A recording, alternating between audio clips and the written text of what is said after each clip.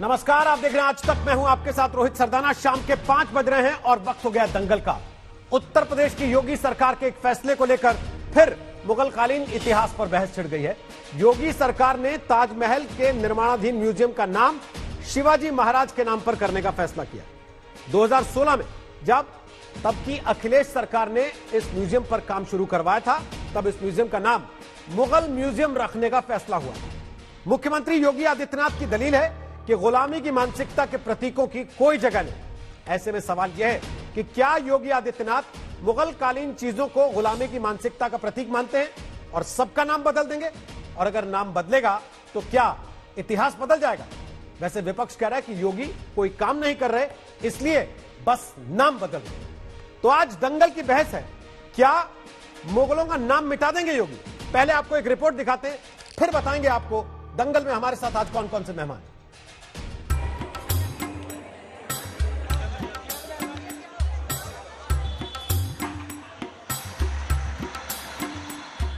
ताजमहल तो मुगल कालीन इतिहास की बड़ी निशानी है, लेकिन इसके पूर्वी गेट पर बन रहे म्यूजियम का नाम छत्रपति शिवाजी के नाम पर होगा। सोमवार को आगरा के विकास कामों की समीक्षा के दौरान उत्तर प्रदेश के मुख्यमंत्री योगी आदित्यनाथ ने यह ऐलान किया था। इसके बाद योगी आदित्यनाथ ने ट्वीट करके कहा कि आगरा में निर्माणाधीन म्यूजियम को छत्रपति शिवाजी महाराज के नाम से जाना जाएगा। आपके नए उत्तर प्रदेश में गुलामी की मानसिकता के प्रतीक चिन्हों का कोई स्थान नहीं। हम सब के नायक शिवाजी महाराज हैं। जय हिंद, जय भारत। इस म्यूजियम को मुगल म्यूजियम के नाम पर बनवाने का फैसला यूपी की अखिलेश यादव सरकार का था। 5.9 एकड़ में बन रहे इस म्यूजियम प्रोजेक्ट का बजट 141 करोड़ का है। यूपी टूरिज्म इस इमारत को बनवा रहा है, जिसका 40% काम पूरा हो चुका है। योगी सरकार ने काम को तेजी से पूरा करने का आदेश दिया, लेकिन लगे हाथ नाम बदल दिया, जिस पर कांग्रेस और एसपी ने ये कह के तंज किया है कि योगी के पास नाम बदलने के अलावा कोई काम नहीं है। उत्तर प्रदेश में भारतीय जनता पार्टी की सरकार नाम बदलने के नहीं, काम बदलने के नाम पर आई थी। बेहतर होता भारतीय जनता पार्टी जिन महापुरुषों का नाम लेती है, जिनके नाम से नाम रखती है, कम से कम उनके अनुसरण भी कर लें, शायद उनकी कुछ पाप कम हो जाए। जब से भारतीय जनता पार्टी की सरकार उत्तर प्रदेश में आई है, लगातार वो समाजवादी द्वारा किए हुए कामों का या तो नाम बदल रही है, या नंबर बदल रही है, या फीता काट रही है। अपना कोई काम अभी तक उन्होंने नहीं किया है। कहते हैं ना कि राम राम जपना, पराया काम अपना। समाजवादी द्वारा किए हुए कामों को अपना काम बताने में लगी है। मुझे लगता है इससे ज्यादा शर्म की बात किसी भी सरकार के लिए नहीं हो सकती कि 3.5 सालों में उनका अपना एक भी काम नहीं है। ताजमहल के पास बन रहे इस म्यूजियम में मुगल कालीन चीजें तो होंगी ही, साथ ही सूरदास के साथ शिवाजी से जुड़ी चीजें भी होंगी। ऐसे में शिवाजी के वंशज संभाजी छत्रपति ने कहा, छत्रपति शिवाजी महाराज का वंशज होने के नाते मैं मुख्यमंत्री आदित्यनाथ का महाराष्ट्र की जनता की ओर से शुक्रिया अदा करता हूं। लेकिन योगी सरकार के इस फैसले का कुछ मौलानाओं ने विरोध किया है। मैं ये पूछना चाहता हूं माननीय योगी जी से, हमारे प्रिय मुख्यमंत्री जी से, कि हिंदुस्तान के अंदर लाल किला, जहां से हमारे माननीय प्रधानमंत्री जी 15 अगस्त और 26 जनवरी के मौके पर वहां जाकर तिरंगा फहराते हैं, वो भी मुगलों की देन है। हमारे यूपी के अंदर ताजमहल है, वो भी मुगलों ही की देन है। इसी तरीके से कुतुब मीनार है, वो भी मुगलों ही की देन है, मुगलों ही ने बनाया है। तो किस किस के नाम बदलेंगे माननीय मुख्यमंत्री जी? योगी सरकार ने भारत की संस्कृति का गौरव लौटाने के नाम पर पहले भी नाम बदले हैं और अब ताजमहल के म्यूजियम का मुगल नाम बदलकर उन्होंने फिर संग्राम खड़ा किया है। देवबंद से पिंटू शर्मा के साथ कुमार अभिषेक, लखनऊ, आज तक। तो आपको बता दें, दंगल में आज हमारे साथ सुधांशु त्रिवेदी होंगे। वो सांसद हैं, राज्यसभा के बीजेपी के नेता हैं। हमारे साथ आचार्य प्रमोद कृष्णम होंगे, वो कांग्रेस पार्टी के टिकट पर चुनाव लड़ चुके हैं। हमारे साथ तारक फतेह आ गए हैं, वो लेखक हैं, जाने माने कॉलमिस्ट हैं, पाकिस्तानी मूल के, कनाडा में रहते हैं। हमारे साथ आशुतोष आ गए हैं, राजनीतिक विश्लेषक हैं, सत्यहिंदी.com चलाते हैं और आम आदमी पार्टी से वो भी चुनाव लड़ चुके हैं। और हमारे साथ होंगे संगीत रागी, वो दिल्ली यूनिवर्सिटी में पढ़ाते, राजनीतिक विश्लेषक हैं, आरएसएस से जुड़े। और असीम वकार हमारे साथ होंगे, वो प्रवक्ता हैं AIMIM के, यानी कि असदुद्दीन ओवैसी की पार्टी के। सबसे पहले मेरा सवाल तारक फतेह आपसे है। योगी आदित्यनाथ ये कह रहे हैं कि गुलामी की मानसिकता के प्रतीकों को, निशानियों को भारत में नहीं रहने देंगे। क्या नाम बदलने से वो गुलामी की निशानी हट जाएंगी भारत से? पहला कदम होगा। अब तक तो बैठे हुए हैं सब, 1000 साल हो गए गुलामी के, आजादी के 70 साल हो गए, अब भी लोधी गार्डन नहीं जाता, अशोक का अंदर होता है उसके टेम्पल। किस किस चीज को आप करेंगे, आप अंदाजा लगा सकते हैं। जो लोग हिंदुस्तान को लूटने आए उनको हम सेलिब्रेट करते हैं, से हमारे बादशाह। ना बाबर पैदा हुआ यहाँ, ना मरा यहाँ, नफरत करके गया, हजारों लाखों का कत्ल करके गया, हम कहेंगे कि वो हिंदुस्तान का बादशाह था? ताजमहल की बहुत बड़ी बात करते हैं, हिंदुस्तानियों ने बनाया ताजमहल, कहीं और से आए थे, चीन से आए थे बनाने वाले। ये देखिए, दुनिया का कोई मुल्क ऐसा नहीं है जिसने अपने ऊपर हमला करने वालों को सर पे बिठाया हुआ है, सिवाय हिंदुस्तान के।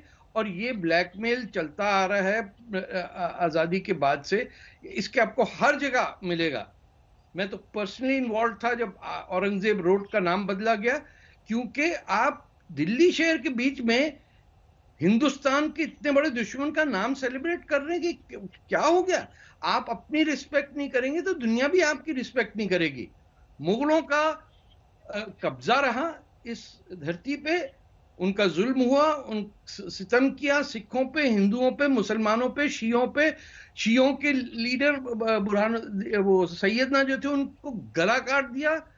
मतलब क्या कुछ नहीं किया। उसके बाद हम कह रहे हैं कि इसको हम सेलिब्रेट करेंगे। और वो आप कह रहे हैं कुतुब मीनार, अरे 26 जैन टेम्पल्स को तोड़ के आपके कुतुब मीनार बनाते हैं और उसको सेलिब्रेट करते हैं। मतलब कुछ तो सेल्फ रिस्पेक्ट होनी चाहिए कि ये है, और ये इसका मतलब ये है कि यहां पे आके लोगों ने, पहले सुल्तानों ने आके मारा, तबाह किया, बेड़ा गर्क किया, लोगों को टांगा, और आपने मुगल आजम बना दी फिल्म और लोग समझ रहे हैं कि वाह वाह क्या बात है। बिल्कुल भी नहीं।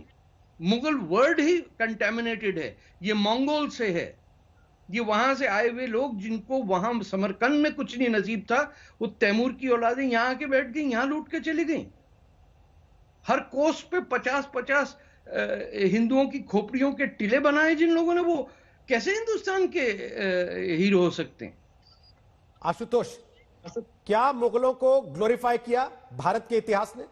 और क्या योगी आदित्यनाथ ये नाम बदलकर उस ग्लोरिफिकेशन को हटा रहे? नहीं, मुझे लगता है कि अगर इस चीज को हटाना है तो सबसे पहले तो ताजमहल को ही गिरा देना चाहिए, लाल किले को गिरा देना चाहिए, हुमायूं टूम को गिरा देना चाहिए। इस देश के अंदर जो पार्लियामेंट है वो भी अंग्रेजों ने बनाई, तो उसको भी गिरा देना चाहिए। ये सब गुलामी के प्रतीक हैं। और सिर्फ आप मुगल तक क्यों जाते हैं? शक, हूण, कुषाण, इन सब को भी निकाल के फेंक देना चाहिए। और अभी तारक साहब कह रहे थे, मैं इनका बहुत बड़ा प्रशंसक हूं, इनको भी अपना नाम बदल लेना चाहिए, क्योंकि इनका नाम भी जो है वो मुगलिया गुलामी का प्रतीक है। इनको भी अपना नाम बदलना चाहिए। जब ये आपके टीवी चैनल पर आते हैं तो इन्हें अपना नाम बदल लेना चाहिए। मेरा नाम तारक है। इनको अपना नाम तारक चंद रख लेना चाहिए, या फिर अमर चंद रख लेना चाहिए, क्योंकि ये भारत के टीवी चैनल पर आ रहे हैं। और भारत के टीवी चैनल पे ऐसा कोई नाम नहीं होना चाहिए जिससे हिंदुस्तान की गुलामी का प्रतीक माना जाए। ये किस जाहिलियत की बात हम लोग कर रहे हैं? आप कर रहे हैं जहालत की बात। आप गुलाम के बैठे रहेंगे मैं जब बोल रहा हूं। नहीं, मेरे नाम के बाद करें आप, फिर आप मेरे बारे में बात मेरे बाद आप बोलेंगे। आप बोल रहे थे, मैंने आपको नहीं बोला, आप मुझे बोलने दे। मैंने नाम नहीं लिया, मैंने आपका नाम नहीं लिया। आप मुझे बोलने दें। आपकी जहालत का मैं जिम्मेदार नहीं। और अपने आप को हिंदुस्तान का बहुत बड़ा हितैषी समझते हैं। दरअसल ये लोग हिंदुस्तान के सबसे बड़े दुश्मन है। हिंदुस्तान किनका मुल्क है? अगर इतिहास में आप जाएंगे तो हिंदुस्तान किसका मुल्क है? हिंदुस्तान में तो ग्रीक आए बस के रह गए, हिंदुस्तान में शक, हूण, कुषाण आके बस गए, हिंदुस्तान में मुसलमान आके बस गए। तो आशुतोष जी, आपके मुताबिक हिंदुस्तान जगह जगह से दर बदर होके आए, ठोकरें खाके, धक्के खाके आए, या लूटने के लिए आए लोगों का एक झुंड है जो बाद में मुल्क बन गया, अगर आपके हिसाब से जाऊं तो? आशुतोष जी, मैं आपको बता देता हूं, इस देश दुनिया को अगर महाभारत के बारे में जानकारी मिली, दुनिया को अगर रामायण के बारे में जानकारी मिली, तो अकबर के जमाने में इन चीजों का ट्रांसलेशन पर्शियन में कराया गया। अरे और न भाई केवल दारा इतना ही नहीं, शिखों पे सर हुआ। तो उससे पहले संस्कृत में कही ना किसी ने, आशुतोष जी उससे पहले किसी ने संस्कृत में कही ना। अभी तो आप कह रहे थे कि शकों ने, कुषाणों ने और इधर उधर से आए लोगों ने हिंदुस्तान बनाया। अब आप क्या कह रहे, महाभारत का तो अनुवाद अकबर ने कराया, वरना कोई पढ़ ही नहीं पाता उसको। सारी दुनिया तो पर्शियन ही पढ़ती है और बोलती है सर। इतिहास के पहलू है। नहीं, सारी दुनिया तो भाई, एक इतिहास आप बता रहे हैं, एक तारक फतेह बता रहे हैं, एक संगीत रागी बता रहे हैं, फिर किसको माने? नहीं, अरे संगीत रागी कोई वो है क्या? तो इतिहासकार तो सर आप भी नहीं है ना, इतिहासकार तो आप भी नहीं है आशुतोष जी। उपनिषदों का अनुवाद बड़ी कराया। कहानी। इतिहासकार तो आप भी नहीं है ना सर। कौन था जिसने आशुतोष जी, बनारस के ब्राह्मणों बात के साथ यह है, चर्चा करके सारे आशुतोष उपनिषदों को, जी, वेदों का आशुतोष जी, ट्रांसलेशन पहली कराने बात की तो बात ये, की। पहली बात अकबर तो ये। कौन थे? सर अकबर ने देखिए, मुझे नहीं राष्ट्र पता कि मुगल नाम बदलने पे आप इतना उखड़ क्यों रहे हैं, मेरे को जानकारी नहीं है।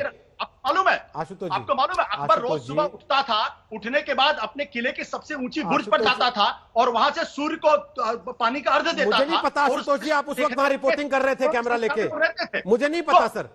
मैंने नहीं देखा आपको उस वक्त वहां से लाइव रिपोर्टिंग करते हुए कि सूर्य अकबर को पानी दे रहा है और आशुतोष टीवी पे लाइव दिखा रहे हैं कि मैं हूं आशुतोष आज तक के लिए आपको दिखा रहा हूं। ऐसा नहीं है ना सर। आपने भी पढ़ी है कुछ चीजें, आपने भी, तारक फतेह ने भी पढ़ी और लिखी कुछ चीजें, संगीत रागी ने भी पढ़ी और लिखी कुछ चीजें। तो बजाय इसके कि एक दूसरे को बेइज्जत और जलील करें, मुझे लगता है तीनों को अपनी अपनी बात रखनी चाहिए और हमें दूसरे की बात सम्मानपूर्वक सुननी चाहिए।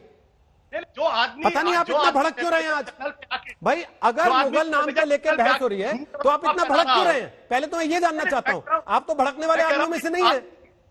जो आदमी राष्ट्रीय टीवी चैनल पे आके और इस तरीके की बातें करे, आशुतोष जी, नफरत फैलाने की बातें करे, राष्ट्रीय टीवी तो चैनल पे, कराने के लिए। सर सुनिए ना, राष्ट्रीय टीवी चैनल पे आशुतोष जी, क्या है? आशुतोष जी, आशुतोष जी, आशुतोष जी, आशुतोष जी, आशुतोष जी, आप तो असीम वकार हो जा रहे हैं। बिल्कुल ये बातें असीम वकार करते हुए अच्छे लगते हैं क्योंकि उनको सूट करता है, उनकी पॉलिटिक्स है ये।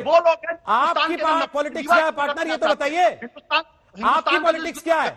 आप इसी बात पे उमड़ पड़े हैं कि मैं बुद्धिजीवी हूं, किसी दूसरे को तुमने बुद्धिजीवी कैसे मान लिया? मैं पढ़ा लिखा हूं, दूसरे को मैं अनपढ़ कह सकता हूं, ये आप कैसे करेंगे सर? मैं इनको बुद्धिजीवी नहीं मानता, माफ करिएगा। आप मानते होंगे मानिए, मैं इनको बुद्धिजीवी नहीं मानता। नहीं, मैं शुद्ध तौर पे मानता हूं कि हिंदुस्तान के टुकड़े कराने वाले। आपने शुरुआत की, पहली लाइन आशुतोष आपकी थी, तारक फतेह जी मैं आपका बहुत बड़ा प्रशंसक हूं। इनकी फिल्मों के प्रशंसक है आप, या इनका नाच देखने जाते थे किसी क्लब में जो आप प्रशंसक थे इनके? किस बात के प्रशंसक थे आप? किस बात के प्रशंसक थे बताइए? डांस करते हैं ये गाना गाते हैं, ये फिल्मों में काम करते हैं, ये सीरियल में आते हैं। किस बात की प्रशंसा की आपने पहली लाइन में कि मैं इनका प्रशंसक हूं? कहां पे डांस करते हैं आप बताएंगे ना। ये तो आप किस बात के प्रशंसक थे इनके? अभी 3 मिनट पहले आप प्रशंसक थे, उसके बाद आप उखड़ गए कि इनको बुलाया क्यों, ये बुद्धिजीवी नहीं है। जो आपकी आपके चैनल पे अगर नफरत की बात करता हो, आप कौन सा प्यार बहा रहे हैं सर? आपने आते ही चिल्लाना शुरू कर दिया। आप तो ऐसे बता रहे हैं जैसे आप प्यार डोलची में भर के लाए थे और इन्होंने लात मार के बिखेर दिया उसे। आपने खुद चिल्लाना शुरू किया सर। आप लोग एक एक करके कम से कम बात तो कीजिए सर। सुनिए तो एक दूसरे को कि केवल और केवल तलवार लेके बैठ जाएंगे कि मुझे बात पसंद नहीं है तो मैं गला काट दूंगा। मैं चुप रहूंगा। आशुतोष जी आप सुनते हैं इसीलिए आपको बुलाते हैं।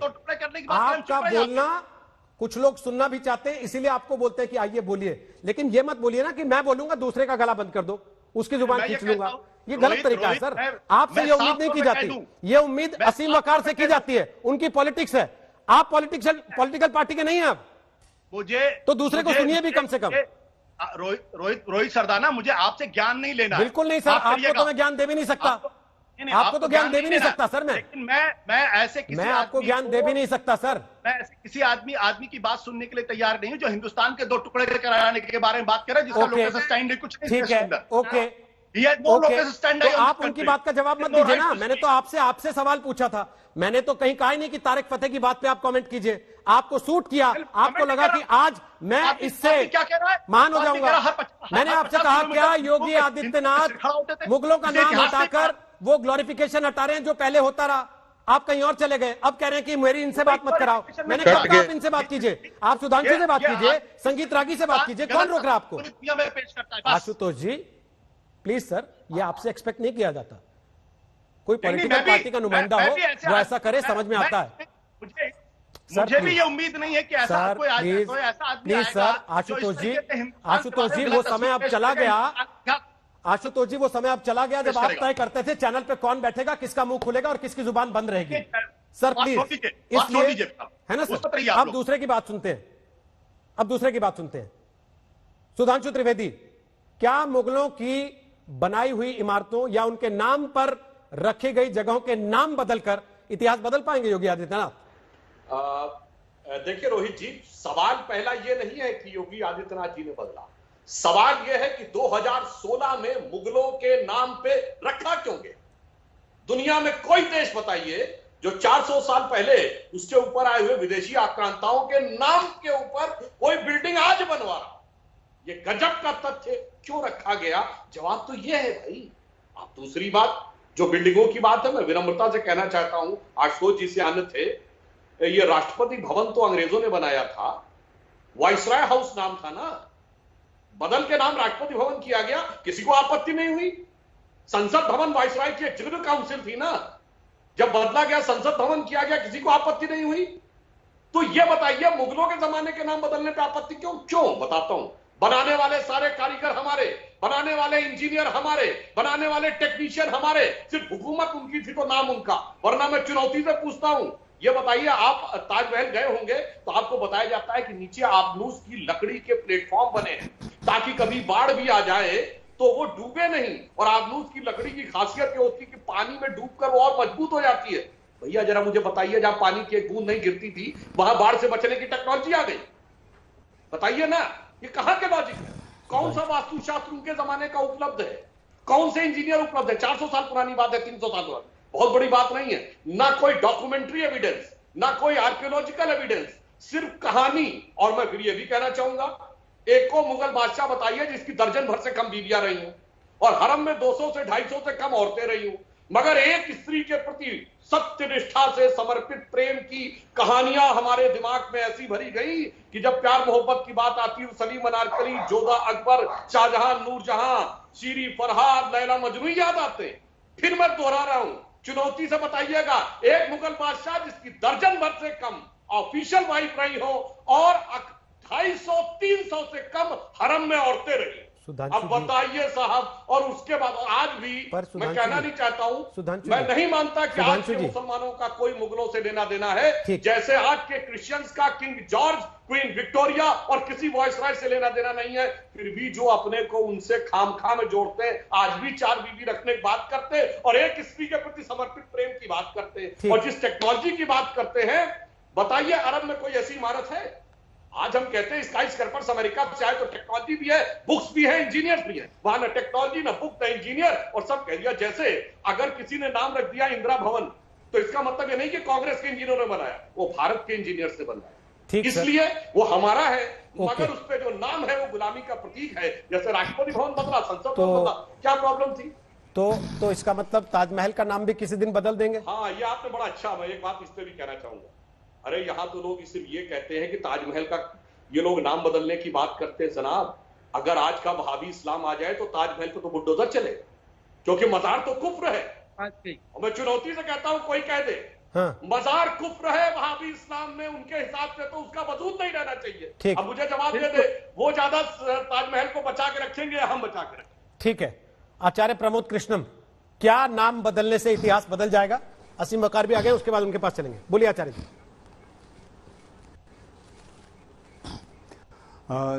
देखिए रोहित सरदाना जी, महाराणा प्रताप, छत्रपति शिवाजी महाराज, गुरु गोविंद सिंह जी, झांसी की रानी लक्ष्मीबाई, और ये सब हमारे देश के आइडियल हैं, हीरो हैं और हमारे देश के गौरव हैं। इनके नाम पर अगर कोई नाम रखा जाता है तो ये हमें खुशी होनी चाहिए और पूरा देश का बच्चा बच्चा इस पे फक्र महसूस करता है। लेकिन जो योगी आदित्यनाथ जी ने जो बयान दिया है, वो नाम बदलने के साथ साथ ये भी कहा है कि गुलामी के प्रतीकों को हटा देना चाहिए। तो भाई, जिस विधानसभा में आप भाषण देते हैं ये भी गुलामी का प्रतीक है, ये अंग्रेजों ने बनाया हुआ था। और अभी मेरे मित्र और बहुत विद्वान प्रवक्ता सुधांशु त्रिवेदी जी आज पहली बार भटक रहे हैं। भटक इसलिए रहे, कभी तो वो इस्लाम की तारीफ कर रहे हैं और कभी इस्लाम के नाम पर, मुगलों के नाम पर जो ये नाम रखे गए इनके मुखालफत कर रहे हैं। मुझे इसका कोई विरोध नहीं करना, लेकिन भाई एक बात को एक बार कहो, दूसरी बार जब कहो तो उस बात को दूसरे तरीके से कहो, ये नहीं चलेगा। आप राष्ट्रपति भवन का मुगल गार्डन बदलो, ताजमहल का नाम बदलो, इंडिया गेट बदलो। गुलामी, अंग्रेजों के गुलामी के प्रतीक तो अच्छे लगते हैं, मुगलों के प्रतीक बुरे लगते हैं सर, मुगलों के प्रतीकों को हटाओ, ढाओ इनको। ये कितने मकबरे हैं दिल्ली में, इन्हें ढाते क्यों नहीं सुधांशु जी? ठीक, ढाते क्यों नहीं? ये अभी भी अकबर रोड क्यों है? ये तमाम लखनऊ के अंदर और ये जो तमाम हैदराबाद के अंदर जितनी इमारतें हैं, इन्हें ढाओ। बात साफ करो ना। प्रमोद घुमा कृष्ण फिरा जी, के क्यों करना चाहते हो? आप विरोध कर रहे हैं, क्यों करना चाहते हो? आप विरोध कर रहे हैं सही मायने में, या आइडिया दे रहे हैं सरकार को कि ये भी बदल दो? ये रह रहा है ना मैं विरोध कर रहा हूं ना रोहित सरदाना, ना मैं विरोध कर रहा हूं ना समर्थन कर रहा हूं, मैं हकीकत बयां कर रहा हूं। इतिहास आंख बंद कर लो तब भी इतिहास को परिवर्तित नहीं किया जा सकता। भारत के ऊपर 1000 साल तक विदेशी हुक्मरानों ने हुकूमत की, जिसमें लगभग 800 साल तक अफगानों ने, मुगलों ने की, 200 साल तक तकरीबन लगभग अंग्रेजों ने की।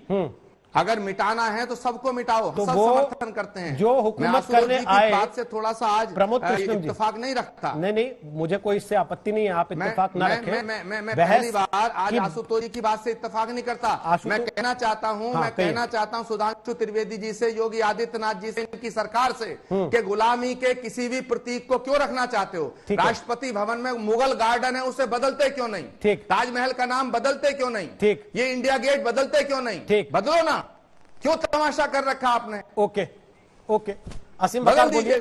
असीम वकार बोलिए। कौन रुकता है? ओके, असीम वकार करूंगा। ठीक सर, असीम वकार बोले, फिर संगीत रागी के पास है। असीम जी बोलिए। देखिए, इसमें मैंने सुधांशु जी की पूरी बात सुनी।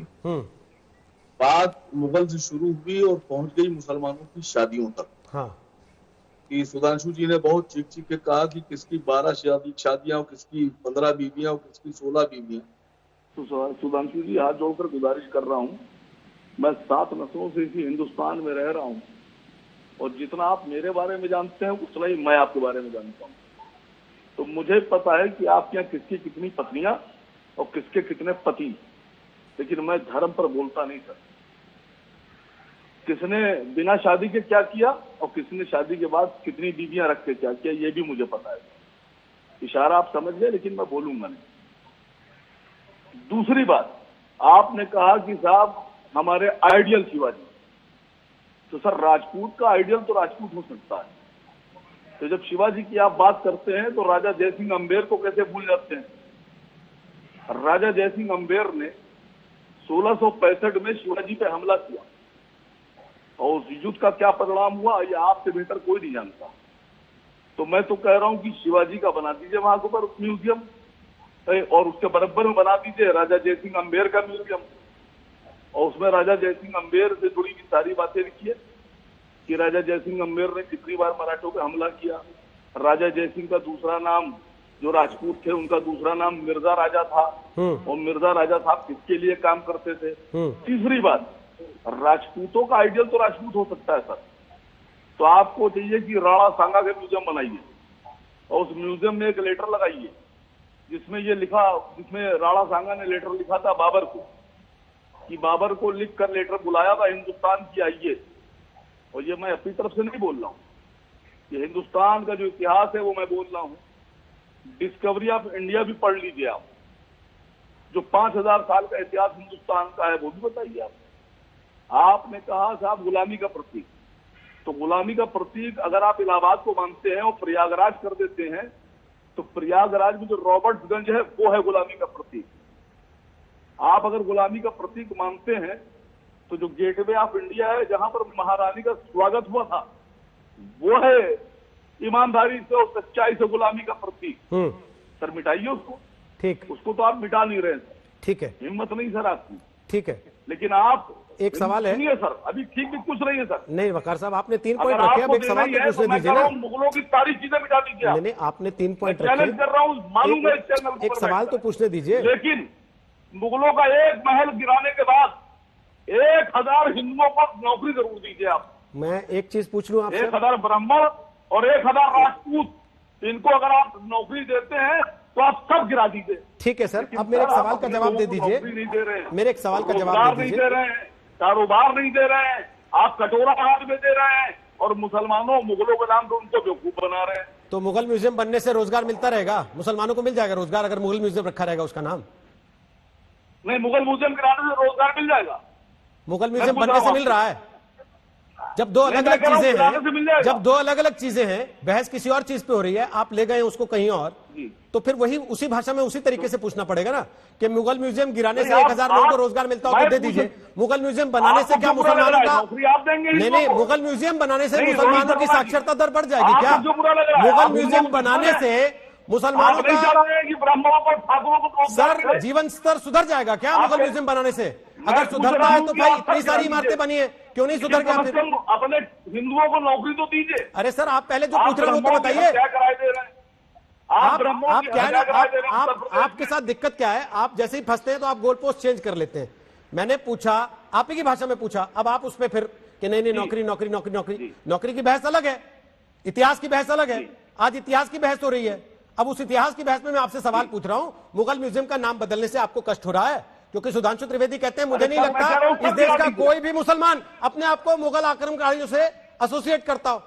आप करते हैं या आपकी पार्टी करती है एसोसिएट? भाई मैं तो ये कह रहा हूं, मैंने तो आपसे सीधी सी बात ये पूछी कि राजपूतों के आइडियल तो राजपूत हो सकते हैं। सर अगर राजपूत और मराठा इस देश में आपस में राजा के तौर पर युद्ध करते रहे तो क्या मुगलों को बाप मान ले अपना, जो बाहर से आक्रमण करने आए?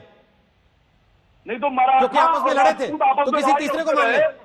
मराठा और राजपूत आपस में लड़ाई लड़ते रहे तो आप क्या कहते हैं? लड़े ठीक, वो इस देश का इतिहास है।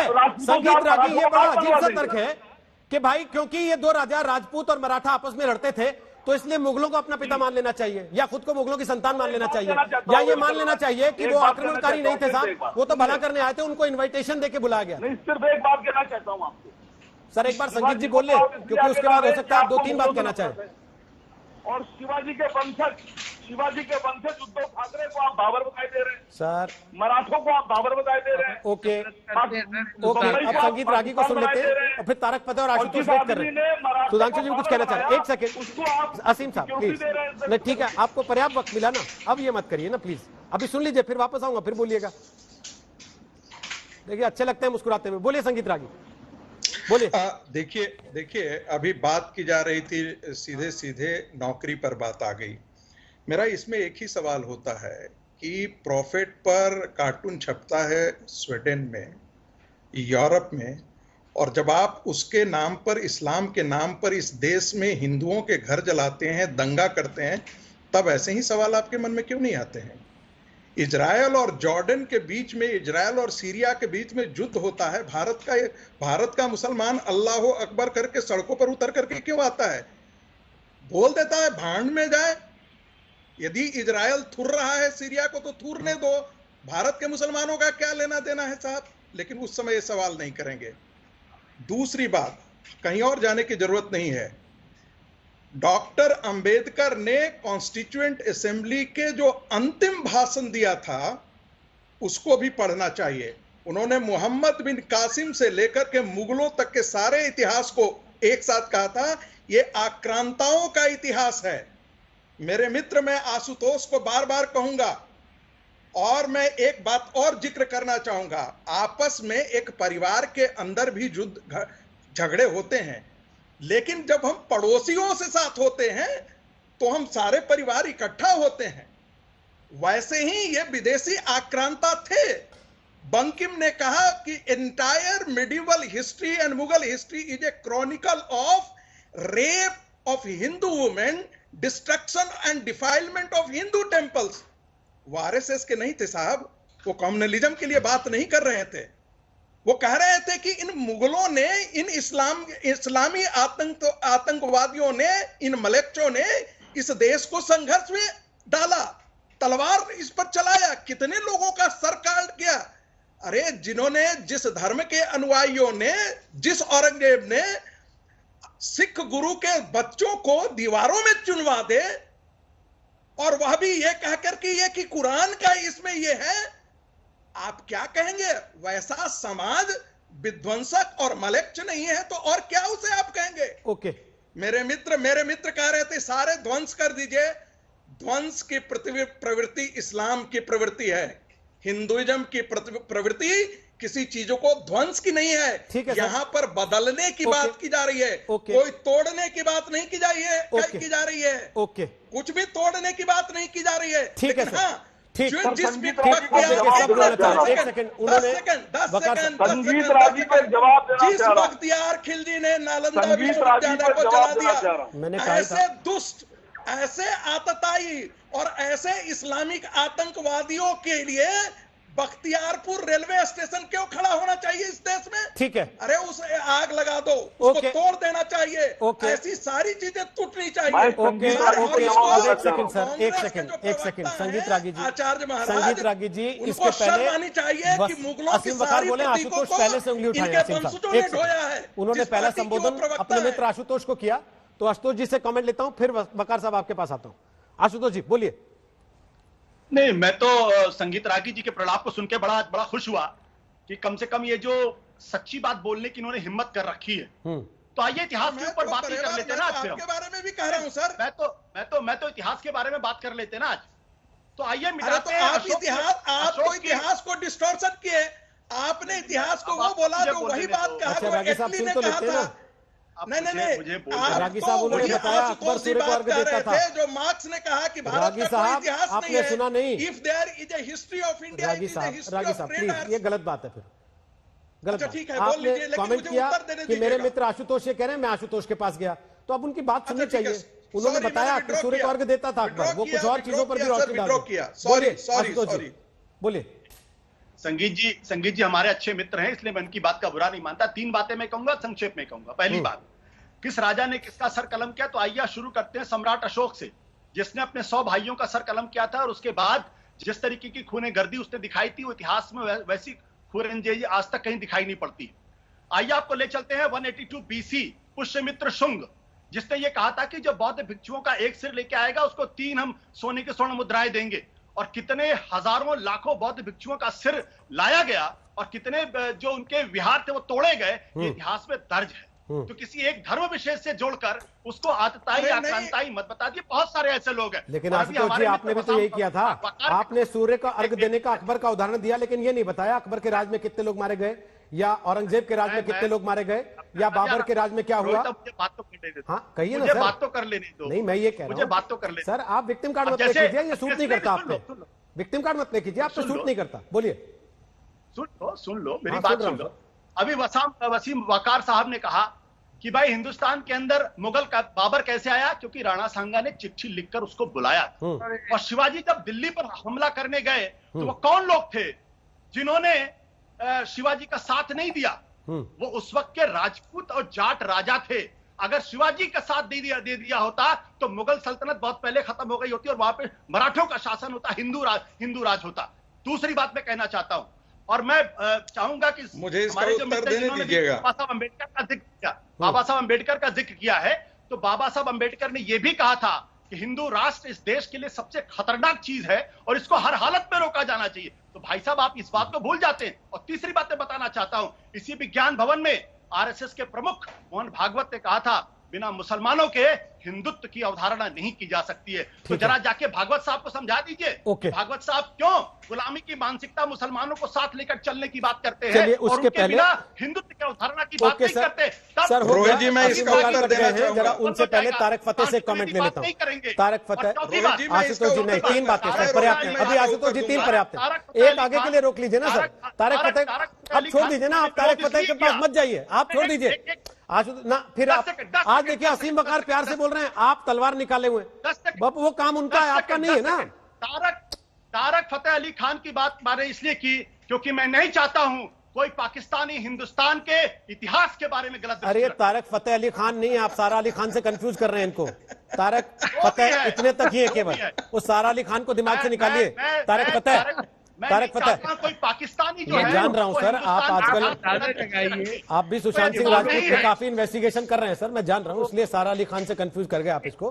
तारक फतेह, ये तो अडवाणी जी को भी नहीं मानते हिंदुस्तानी, ये तो आपके जो पहले प्राइम मिनिस्टर थे उसको भी नहीं मानते, क्योंकि वो जमीन जो थी जहां कुरुक्षेत्र थी, जहां पंजाब था, जहां राम के बेटे लव और केश के शहर थे, मैं वहां से हूं, इसलिए मैं हिंदुस्तानी नहीं हूं। ये हिंदुस्तानी हैं क्योंकि बिहार से होंगे, यूपी से होंगे, हिंदी बेल्ट से होंगे, तो ये हैं। सिंध से मैं हूं तो सिंध तो आपके नेशनल एंथम में है, लेकिन मैं नहीं हूं हिंदुस्तानी। और आपको चिढ़ इस बात से लगती है कि नव तरक जो है उससे निकला स्टार, सितारा, तारा, तारे के सारे संस्कृत के वर्ड हैं। आप जिन साहब ने मुझ पे इल्जाम लगाया उनकी जहालत की मैं जिम्मेदार नहीं हूं, लेकिन कम पढ़ने का नतीजा यही होता है कि कुछ समझ में ना आए। दुनिया को समझाने को अच्छा ठीक है ना पाकिस्तानी तारक साहब, मुझे लगता है अब हो गया, आपने जवाब दे दिया जो आपने पर्सनल कमेंट आया था। अब मुद्दे की बात पे आते हैं। मैंने कहा कि कोई पाकिस्तानी हमें ये नहीं समझा सकता कि हिंदुस्तान का इतिहास क्या है। आशुतोष जी मैं किसी पाकिस्तानी की बात को सुनने के लिए आशुतोष तैयार जी नहीं बैठा हूं। आप ईयरफोन निकाल दीजिए थोड़ी देर के लिए। आशुतोष जी सुनूंगा। आप थोड़ी देर के लिए ईयरफोन निकाल दीजिए, फिर लगा लीजिएगा दोबारा। अगर आपको आशुतोष जी तारक फतेह की बातें कानों में ठीक नहीं लग रही है तो आप फ्री हैं। अच्छा तारक फतेह बोलिए। पाकिस्तानी की बात ठीक सर तो मत सुनिए ना, मैं कह रहा हूँ ईयरफोन निकाल दीजिए थोड़ी देर के लिए। आशुतोष जी ईयरफोन निकाल दीजिए थोड़ी देर के लिए, कोई बात नहीं, मत सुनिए उनकी बात, बिल्कुल मत सुनिए। बोलिए कोई दुनिया में जगह नहीं है, कोई धरती ऐसी नहीं जहां सिविल वॉर नहीं होती हो, जहां के इलाके के बादशाह राजा, पूरी मिडिवल हिस्ट्री ये है। रूस से लेके आप ईरान चले जाइए, तुर्की चले जाइए, प्रशिया, जर्मनी तो मुल्क ही नया है। प्रशियन प्रिंसेस की जो लड़ाई थी जो अफ्रीका में थी, हर जगह कबायली सिस्टम और नेशन स्टेट से पहले जो छोटे छोटे एक ही घराने के राजा भाई भाई लड़ते थे। बात हो रही है नेशन स्टेट की, और इंडिया वाहिद सिविलाइजेशन है जो एंशिएंट सिविलाइजेशन है जो एक नेशन स्टेट में तब्दील हुआ। इसके अंदर के जो झगड़े हैं वो तो मोहनजोदारो से लेके आज तक जो 5000 साल गुजरे हैं वो हम रिकॉग्नाइज करते हैं, हमारा अपने घर का मसला। लेकिन जिस शख्स ने समरकंद में बैठ के ये तय किया तैमूर ने कि किस काफिर को लूटा जाए, तो उसका मुझे ख्वाब में आया कि मैं काफिरों को कत्ल करूं, और बोले साहब चीन में काफिर ज्यादा है लेकिन उनके पास पैसा नहीं है, हिंदुस्तान चलते हैं क्योंकि वहां माल दौलत और सोना बहुत है। इसलिए तैमूर आया, और मुल्तान में जहां सबसे ज्यादा कत्ल गारत हुई वो मुसलमानों की रियासत थी, उसमें तबाही की। मुल्तान से सीधा दिल्ली आया, हर कोस पे 50-50 हिंदुओं की खोपड़ियों के उसने वो बनाए। उसके नाम पे आज आप बच्चों के नाम रख रहे हैं।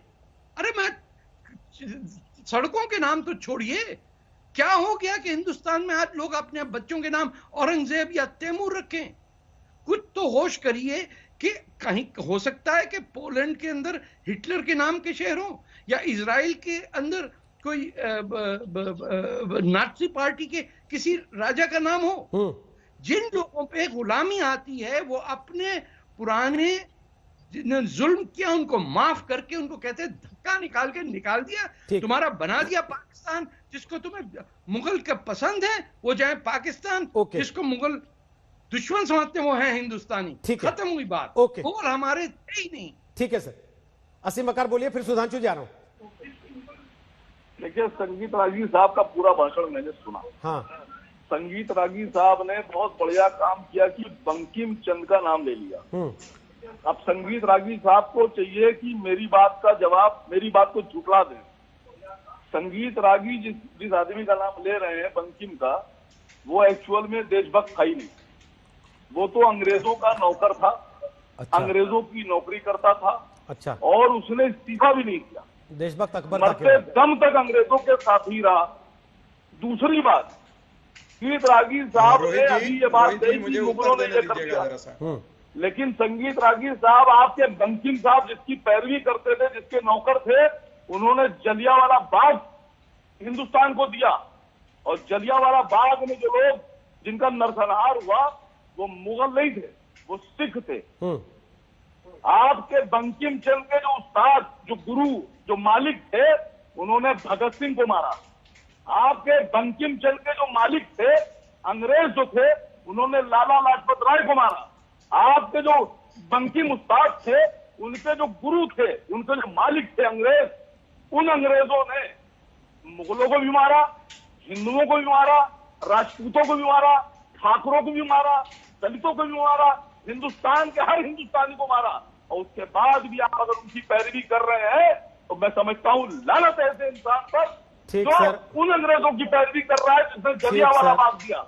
उन अंग्रेजों की पैरवी कर रहा है जिन्होंने लाला लाजपत राय पे लाठियों से इतने वार किए कि वो मर गए। ओवैसी साहब के नुमाइंदे ये कह रहे हैं बंकिम चंद्र जो थे वो अंग्रेजों के नौकर थे। ये हम नहीं कह रहे, ये ओवैसी साहब के नुमाइंदे कह रहे हैं।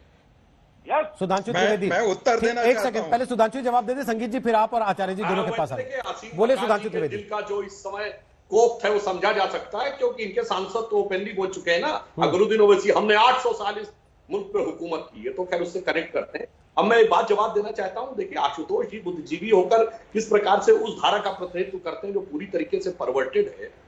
देखिए, इन्होंने कहा कि अशोक ने इतने लोगों को मरवाया।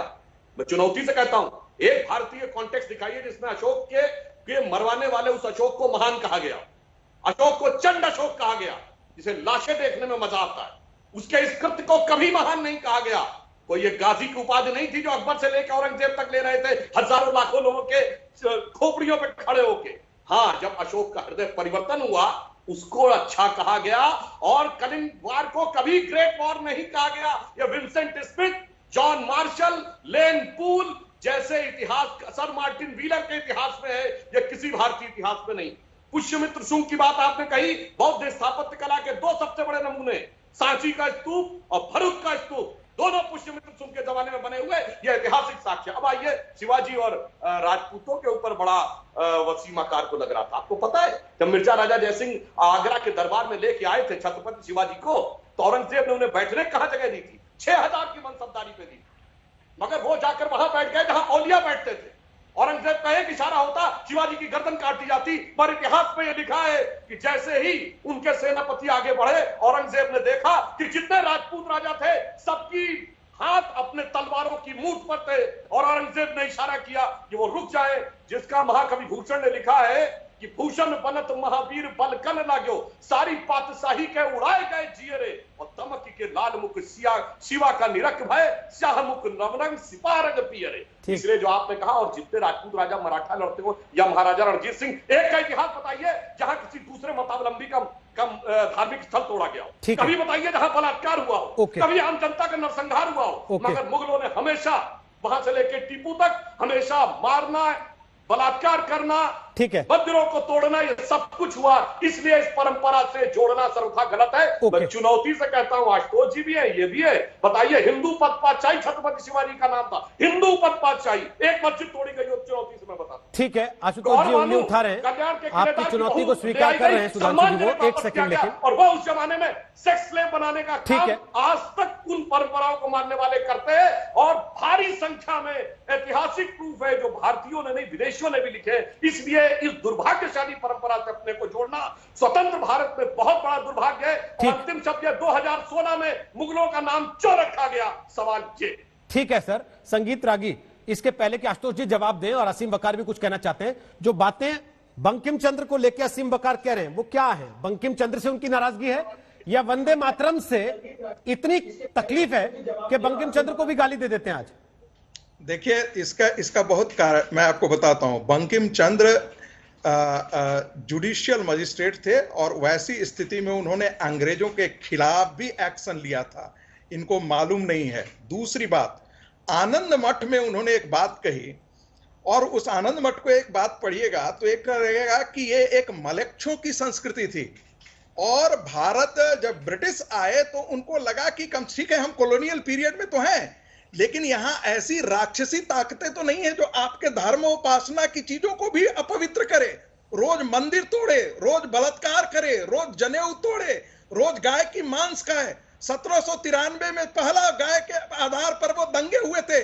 तो भारत का हिंदू समाज ने, ये ठीक है, लगा कि अरे इन दानवों से तो मुक्ति मिली है, इन मुगल तो दानव ही हैं।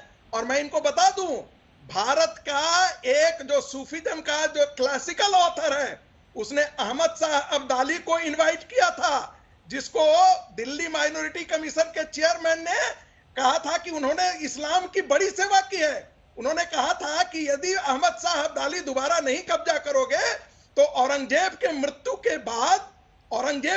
के बाद यहां पर सिखों और जाटों का, मराठों का आधिपत्य हो जाएगा दिल्ली पे। तो ये तो इस देश में इस्लाम की मानसिकता है। दूसरी बात, इस्लाम जहां जहां गया, सुन लीजिए, नहीं साहब प्लीज मुझे बोल लेने दीजिए। इस्लाम जहां जहां,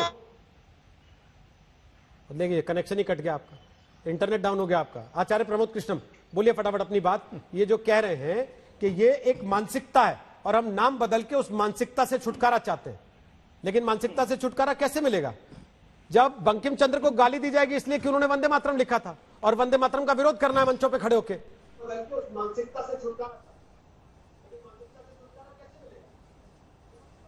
हाँ, देखिए रोहित सरदाना जी, पहली बात तो ये बहस ना तो इस्लाम पे हो रही है ना हिंदुत्व पे हो रही है।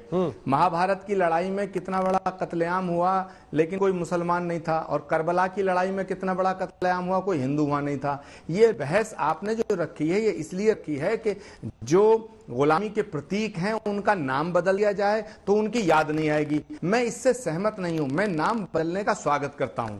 मैं नाम बदलने तक सीमित नहीं रहना चाहता, क्योंकि अगर मान लीजिएगा कुतुब मीनार का नाम पंडित दीनदयाल उपाध्याय मंच रख दिया जाए तो क्या हम ये भूल जाएंगे कि ये कुतुबुद्दीन के द्वारा बनवाई गई थी? ताजमहल का नाम बदलने से कुछ हो जाएगा? या तो इनको सबको मिटा दिया जाए या फिर इस पे सियासत ना की जाए। अपनी अपने तर्कों से अपनी अपनी बातें रखकर अपनी सियासी रोटियां सेकने की कोशिश हो रही है। सुधांशु त्रिवेदी जी अभी इतिहास के पन्नों में चले गए। भैया, झूठ बोलने से इतिहास परिवर्तित नहीं होता। राजाओं के भी बड़ी रानियां थी और बादशाहों के भी बड़ी बेगमें थी। विषय वो खत्म हो गया। अब वर्तमान में जियो। हिंदुस्तान के मुसलमान को ये मत कहो कि वो मुगलों को अपना आइडियल मानता है। बाबर को, चंगेज खां को, तैमूर लंग को अगर हिंदुस्तान का मुसलमान अपना आइडियल मानता है, मैं उसके खिलाफ हूं। अगर मौलाना आजाद को, अशफाकुल्लाह खां को, अब्दुल हमीद को अपना आइडियल मानता, हम उनके रोल मॉडल मानता होगा। वो तो उन्होंने पहले ही कहा। आज हमने आपसे सवाल पूछा था कि क्या ताजमहल के म्यूजियम को मुगलों के नाम पर रखना गुलामी की मानसिकता थी? जो जवाब आपके हमें मिले उनमें 88%, 88% लोगों को लगता है हाँ, जबकि 12% ने कहा कि नहीं, ये गुलामी की मानसिकता नहीं थी।